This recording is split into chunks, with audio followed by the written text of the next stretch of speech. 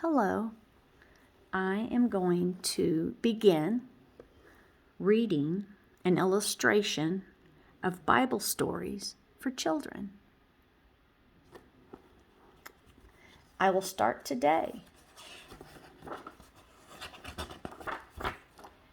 and it will be out of the Old Testament, but it is in Genesis, in the beginning.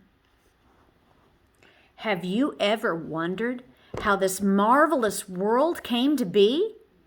Who made all the stars, the earth, the water, and the sea?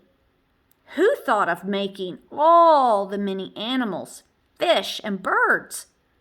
Who made the brown earth in which the food grows, and the trees and their fruits of oranges, apples, and pears, and cherries, and all? Who put man in this wonderful world and gave him eyes to see it? And who arranged the food for every insect, bird, and fish, and animal? At first, there was no earth, none at all. There wasn't even a blue sky or a cloud, no trees, no people, or any animal or person. There was only a great mass, meaning a big mount of water without any shape. All was black and all was empty, and nothing could be seen. And then God spoke. The first thing he said was, "Let light come." At once the light came, and God saw that it was good. The light was separated from the darkness, and God called the light day, like we do. He called the darkness night, like we do.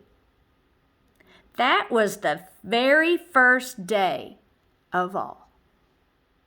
Then, on the second day, God said, "Let there be a space between the waters." This space God called heaven. And underneath was nothing but water.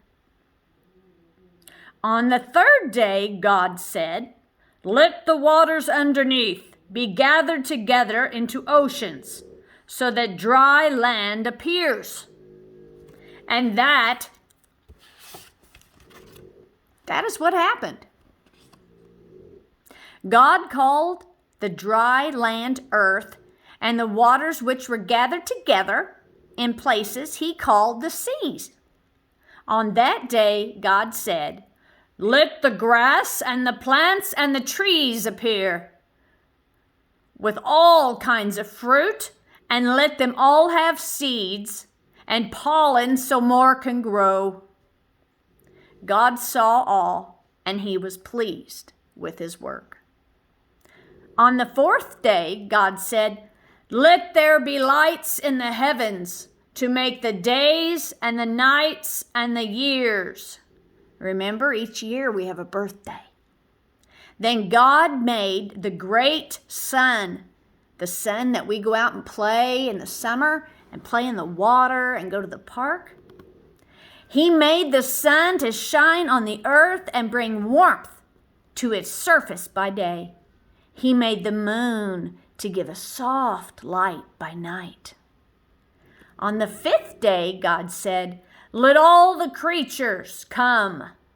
The seas began to fill with all beautiful colors of fish and creatures of all shapes and sizes. In the air, many kinds of birds, great and small, began to fly.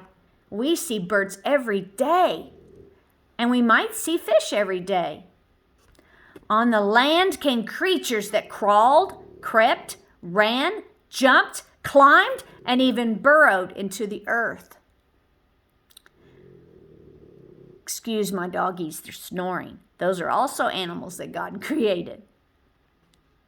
God saw it, and he knew it was good. On the sixth and last day that God worked, he made something else very wonderful. He said, Let us make someone like ourselves, someone special who can think and understand and speak, someone to look after the animals and all of the plants and trees of the earth. Let us make someone with whom we can talk, someone different from all the other creatures. And that is what God did. From the dust of the ground, He formed a man's body, and then He breathed into him breath of life. And he awoke. His name was called Adam. Then God put the man to live in a lovely garden He had planted. Adam was told to look after it and tend to it. The Lord God also brought the animals and the birds to the man to see what he would call them. So Adam gave all the animals names.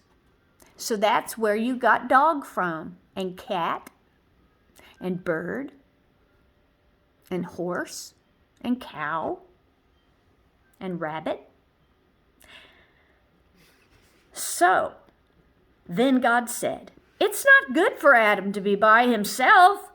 I will make another person to be with him and to help him." So God caused a deep, deep sleep to fall on Adam.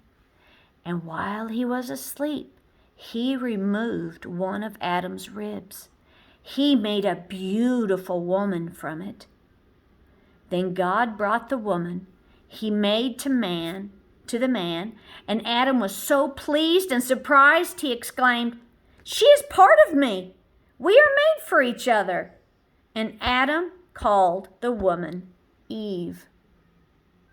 Adam and Eve were happy together. And so God had finished making everything from the heavens. The beautiful gardens, like a lot of you see in the parks and in your yards, where the man and his wife were to live. God looked at everything He had made, and there was nothing wrong with any of it. It was all very good. On the seventh day, God rested from all His work, from His creation.